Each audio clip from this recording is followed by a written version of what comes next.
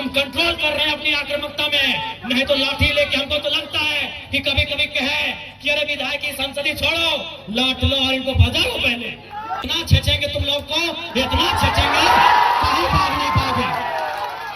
हाँ, बनाएंगे झारखंड को, 1970-80 के झारखंड बनाएंगे, जब आप सब पेट में एक नंबर करते थे। बनाएंगे झारखंड को, 1970-80 के झारखंड। हाँ, मैं याद है वो इतिहास कि एक ऑफिसर को हमारे बाप दादा ने पारासनाथ का ढोलकट्टा पहाड़ चढ़ाया था, वो साला आज तक नहीं मिला। कहाँ गए वो? नहीं जाओगे, नहीं निकलोगे बाहर, नहीं जाओगे। अरे तुम्हारी परछाई 24 घंटा साथ नहीं देती है, ये पुलिस का ठिकाना है। एकदम इस बार मुकाबला हर पार का होगा, क्योंकि हमने खून पी रहे हैं। साला झारखंड बनाने के बाद हम लोग खून पी रहे हैं, खून के आंसू रो रहे हैं। बेशरम प्रबंधन वालों, यहाँ दामाद बना के उनको रखे हो जिनका बाबूजी का एक बित्ता जमीन नहीं गया। तो बोल दे कि विधायक जी पब्लिकली बोल दीजिए तो हम बोल देंगे। मैं आपको बता रहा हूँ, इसी कोयला अंचल से हमारे नाम से 1.5 करोड़ का सुपारी दिया गया था, लेकिन जिसको दिया गया उस शूटर ने क्या कहा मालूम है कि जयराम महतो में हम अपना बचपन देखते हैं, हम ये सुपारी नहीं लेंगे।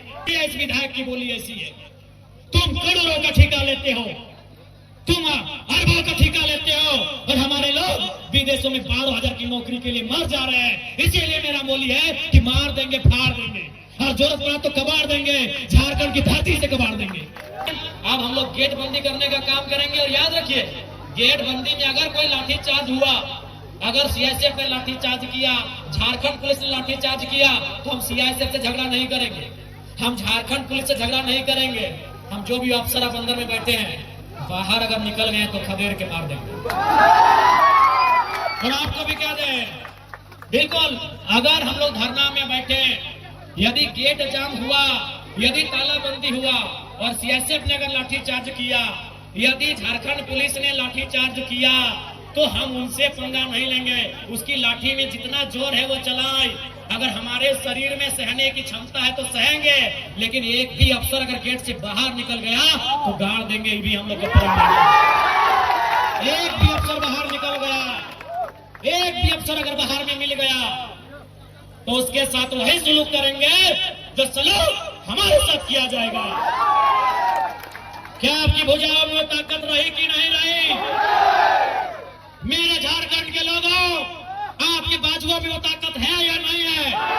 अगर है तो अपनी ताकत को आजमाइए, अपनी ताकत को परखिए, क्योंकि लड़ाई यार पार की है। अब हमें नहीं लगता है मांगने से अधिकार मिलेगा। अरे मांगने से मनचाहा भीख नहीं मिलता है, सवाल अधिकार का है। मांगने से मनचाहा भीख नहीं मिलता है, सवाल अधिकार का है। लड़ना होगा, भिड़ना होगा और सामने वाले को कबाड़ना होगा। अगर मेरा बात भड़काऊ लगे तो मेरा साथ छोड़ दीजिए, मुझे कोई हक नहीं आपको भड़काने का। लेकिन अगर मेरा बात जेन्युइन लगे कि आज झारखंड में कोई मर्द का बच्चा है, कोई माई का लाल है, वो जयराम महतो है, जो कहता है सीना ठोक के कहता है और सही कहता है। क्योंकि मैं भी मानता हूं, मार देंगे, गाड़ देंगे, ये एक सभ्य भाषा नहीं है। मैं मीडिया बंधुओं में मानता हूं, मैं स्वीकार करता हूं, ये एक विधायक की भाषा नहीं है, एक पढ़े लिखे नौजवान की भाषा बिल्कुल नहीं है कि मार देंगे, गाड़ देंगे, नहीं है ये भाषा। लेकिन कहावत है ना कि मरता क्या नहीं करता। आज मेरे लोग दुबई में मर रहे हैं, आज मेरे लोग नाइजर में मर रहे हैं, आज मेरे लोग सऊदी में मर रहे हैं, आज मेरे लोग मलेशिया में मर रहे हैं, आज मेरे लोग सिंगापुर में मर रहे हैं, आज मेरे लोग देश विदेश में मर रहे हैं। इसलिए एक विधायक होने के बाद भी मेरी आवाज ये निकल रही है कि मार देंगे, गाड़ देंगे और जरूरत पड़े तो फाड़ देंगे। ये खुशी में नहीं बोल रहे हैं, ये मजबूरी में मेरी बोली है। मैं मानता हूं ये एक विधायक को कतई शोभा नहीं देता है, एक विधायक की बोली नहीं होनी चाहिए ऐसी। लेकिन क्या करे, क्या करे, अंदर से खून खोल रहा है, अंदर से लहू डबक रहा है, अंदर से तिता, हम लोग अपने भाषा में बोलते हैं कि बिसाए के लिए, तिताए के लिए, तब जाके ये बोली निकल रहा है। और क्यों नहीं निकलेगा? 20 साल का नौजवान, 25 साल का नौजवान 12,000 15,000 की नौकरी के लिए विदेश जा रहा है और मर जा रहा है।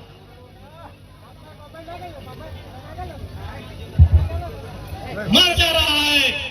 25 साल का नौजवान जो 50 लड़के मरे विदेशों में और प्रदेशों में पिछले 9 महीना में, जो 50 भाई मर गए, उनकी उम्र 22 साल से 35 साल के बीच है। किसी का 4 महीना का बच्चा है। अरे कोई तो ऐसा है कि 4 महीना पहले शादी हुआ, एक भी बच्चा नहीं है, वो बेचारा विदेश में मर गया।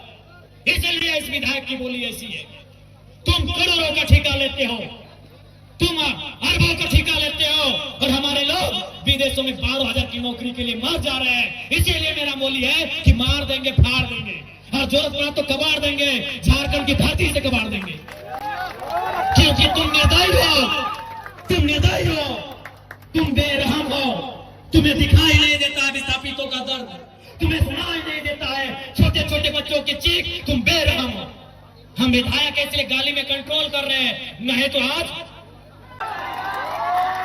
तुम्हें दिखाई नहीं देता है रेतों की पीड़ा, इनका आंसू, इनका तकलीफ। आज रेतों के बच्चे प्रदेशों में हैं, विस्थापितों के बच्चे विदेशों में हैं, और क्या 12,000 15,000 की नौकरी के लिए मर जा रहे हैं, बुरी तरह मर जा रहे हैं।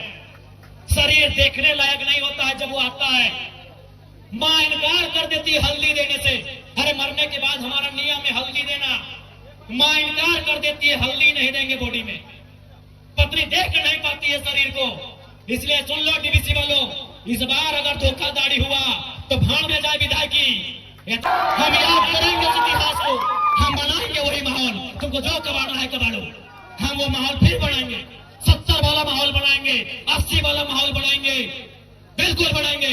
हमारे लोग दुख से मर रहे हैं विदेशों में, और तुम्हें करोड़ों का ठेका लेते हो। बेशर्मी की हद कर दी है। तुम बेरहम हो, निर्दयी हो, तुम क्रूर हो, तुम अहंकारी हो। जिन्होंने जमीन दिया आज वे नौकरी नहीं करेंगे, नौकरी को बेच रहे हो, दलाली कर रहे हो। इसलिए हम बनाएंगे झारखंड को 1970-80 के दौर वाला, जब अफसर लोग पैंट में 1 नंबर करता था। हम बनाएंगे उस दौर को। हाँ, तुम्हारा सामना करेंगे, हाँ मारेंगे तुम लोग को। लट से मारना होगा लट से मारेंगे, मुक्का से मारना होगा मुक्के से मारेंगे। क्योंकि तुम लातों के भूतों बातों से नहीं मांग रहे हो। तुम याद करो बेशर्मो 1991 की वार्ता को, याद करो डीवीसी के बेशर्मो, बेरहमो, याद करो 1991 की वार्ता को। क्या हुई थी वार्ता? बेरहम लोगों, तुमने नहीं माना वार्ता को। हम ठेका लिए राजा हरिचंद मरने का, हमने ठेका लिया है, पटक के मारेंगे, एकदम मारेंगे। तुम्हारे बच्चे हमारे बच्चे क्या है? भिखमंगे। तुम्हारी बीबी अच्छी साड़ी पहनेगी, तुम्हारे बच्चे महंगे स्कूलों में जाएंगे, हर साल हम भीख मांगेंगे। तुम गद्दार हो, तुम बेरहम हो, तुम घमंडी हो। तुमने नहीं माना है 1991 की वार्ता को, जो विनोद बाबू के नेतृत्व में हुआ था। तुमने नहीं माना है उस वार्ता को जो रेतो के नेतृत्व में हुआ था। आज 35 साल बीत गए, आज 35 साल बीतने को है उस वार्ता को। इसलिए अब हम भी राजा हरिचंद बनने का जिम्मा नहीं लिए हैं, हम भी बुद्ध बनने का ठेका नहीं लिए हैं। हम चंडाल बनना होगा, चंडाल बनेंगे और आपको इस बात सबक सिखाएंगे। देखते हैं कौन डीसी कितनी देर मदद करता है, देखते हैं कौन एसपी आपकी मदद करता है, अरे देखते हैं कौन थानेदार मदद करता है। नहीं जाओगे, नहीं निकलोगे बाहर, नहीं जाओगे। अरे तुम्हारी परछाई 24 घंटा साथ नहीं देती है, ये पुलिस का ठिकाना है। एकदम इस बार मुकाबला आर पार का होगा, क्योंकि हमने खून पी रहे हैं। साला झारखंड बनाने के बाद हम लोग खून पी रहे हैं, खून के आंसू रो रहे हैं। बेशरम प्रबंधन वालों, यहाँ दामाद बना के उनको रखे हो जिनका बाबूजी का एक बित्ता जमीन नहीं गया। यहाँ दामाद उनका बना के रखे हो जिनका बाप का एक बित्ता जमीन नहीं गया है, जिनका जमीन गया, जिनका घर गया, जिनका परिवार उजड़ा, वह भीख मांगेंगे। इसलिए भीख नहीं मांगेंगे, अब अपना निवाला छीन के लेंगे। जरूरत पड़े तो गर्दन में अपने हलक के नीचे से छीन के निकालेंगे। साफ ये हुक्कार है, साफ ये प्रबंधन को मेरा हुक्कार है, और झारखंडी को भी ललकार है कि आओ सामने, जो प्रबंधन अनाकारी करता है उठाओ लटर बजा दो धर के। हाँ, कैसे नहीं मिलेगा? अरे तुम क्या सोचते हो झारखंड फ्री में मिला? जब झारखंड ऐसे नहीं मिला तो नौकरी ऐसे मिलेगा ऐसे? झारखंड ऐसे मिला? कितने लोग मरे? अरे दुनिया छोड़ो, यहाँ बताओ कितने लोग मरे हैं। अरे बोकारो जिला में बताओ ना, नाम गिनाएंगे तो सुबह से शाम हो जाएगा। एक जिला में सुबह से शाम हो जाएगा। इतने लोग मरे हैं झारखंड बनाने में। क्या लगता है ये बेईमान बेशरम लोग फ्री में नौकरी देंगे? बिना संघर्ष के देंगे। इसलिए और एक बात जान लो, आप भी जानते हैं सबसे ज्यादा संकट में कोई है तो जयराम महतो है, लेकिन उसके बावजूद वो अपनी जान हथेली में रख के आपके बीच आता है, ताकि मैं भी मानता हूं अगर आज हम लोग नहीं जागे तो हमारे पास एक इंच जमीन नहीं बचेगा, हम दर बदर की ठोकरें खाएंगे, हम बेघर हो जाएंगे। इसलिए तुम्हें इसलिए लड़ना है कि बाल बच्चों का भविष्य सुरक्षित हो सके। आपको क्या लगता है ये चर्चा नहीं करते हैं, ये चर्चा नहीं करते हैं कि जयराम महतो को रास्ते से हटा दिया जाए? मैं ये खुलासा कर रहा हूं और ये खुलासा मैं जिस दिन वो शूटर अगर वो बोल दे कि विधायक जी पब्लिकली बोल दीजिए तो हम बोल देंगे। मैं आपको बता रहा हूं इसी कोयलांचल से हमारे नाम से 1.5 करोड़ का सुपारी दिया गया था, लेकिन जिसको दिया गया उस शूटर ने क्या कहा मालूम है कि जयराम महतो में हम अपना बचपन देखते हैं, हम ये सुपारी नहीं लेंगे। उसने अपने लोगों को मेरे पास भेजा और बोले कि जाकर उनको अलर्ट कर दीजिए, हम लोग सुपारी रिटर्न कर रहे हैं, लेकिन कोई दूसरा ले लेगा तो फिर हम लोग गारंटी नहीं लेंगे। उनको बोलिए वो सुरक्षित रहे, लेकिन हम उनका नाम और सारी चीजों को क्लियर इसलिए नहीं करेंगे क्योंकि एक प्रोटोकॉल होता है। अगर वो सच बोल दे कि आप पब्लिक के लिए प्रेस में आके बोल दीजिए, हम उस दिन बोलने में हमको डर नहीं लगेगा। 1.5 करोड़ का सुपारी सिर्फ इसलिए गया था कि ये सब पे बात करता है, ये कंपनी पे बात करता है, कोयला पे बात करता है, ये करप्शन पे बात करता है। ये आपको मैं एक सच्चाई अपनी बता रहा हूं, लेकिन उसने लेने से इनकार कर दिया कि जयराम महतो में हम अपना बचपन देखते हैं। आज भी मिट्टी से निकलकर बाहर आया है, तो इनको ये आपको क्या लगता है कि इनको हमारे शब्दों से, हमारे विचारों से, हमारी आवाज से इनके पैंट गीली नहीं हो रही है? ये तैयारी कर रहे हैं, ये इस बात की तैयारी कर रहे हैं कि शक्तिनाथ महतो की तर्ज पर इसे हटा दिया जाए, ये इस बात की तैयारी कर रहे हैं कि हमें ठिकाने लगा दिया जाए। लेकिन मुझे पूरा विश्वास है कि अगर झारखंड की जमीन से लहू बहा तो इस बार इतना ही कहेंगे झारखंड के लोगों, चाहे लहू किसी का बहे, इस बार चिता मत जलाना, उस चिते को रख देना, उस चिते को छोड़ देना। अगर जलाना हो तो ऐसे बेरहम मेहमान पदाधिकारियों का हौसला जलाना जहां तुम्हारा अधिकार, जहां तुम्हारा हक आज भी वंचित है। ज्यादा समय नहीं लेंगे, जयराम महतो विस्थापन की लड़ाई लड़ने तैयार है, चाहे सड़क हो या सदन हो। आपने देखा होगा, सबसे पहले मैं माननीय मुख्यमंत्री और दीपक बिरुवा जी को धन्यवाद दूंगा कि आज एक बुलंद आवाज विधानसभा उठने के बाद उन्होंने विस्थापन आयोग का गठन तो किया, लेकिन उसका अध्यक्ष और समिति का विस्तार कब होगा यह मुख्यमंत्री जी को तय करना होगा, जल्द करना होगा। बिल्कुल ये आपकी ताकत थी, आपके वोट की ताकत थी कि आज जयराम महतो जब सदन में खड़ा होता है लोग थरथराते हैं कि इस बार ये कौन सा सवाल पूछेगा। लोग थरथराते हैं कि इस बार कौन सा सवाल पूछेगा। और अब मैं इतना ही कहेंगे, कोयलांचल के विस्थापित रैयतों, मेरे भाइयों मेरी बहनों, लड़ाई हर एक तरीके से लड़नी होगी। आपको लड़ना भी है, आपको पढ़ना भी है और जानकारी भी रखना है। विनोद बाबू लड़े क्योंकि वह वकील थे, जयपाल सिंह मुंडा लड़े वो विदेश से पढ़ के आए थे। अरे भारत की आजादी को पढ़िए ना, Gandhi barrister, Nehru barrister, Patel barrister, Netaji Subhash Chandra Bose ICSE में टॉप करने वाले। आईसीएस मतलब जिसमें होता यूपीएससी, उस समय आईसीएस था, Indian civil service. Netaji Subhash Chandra Bose कौन थे?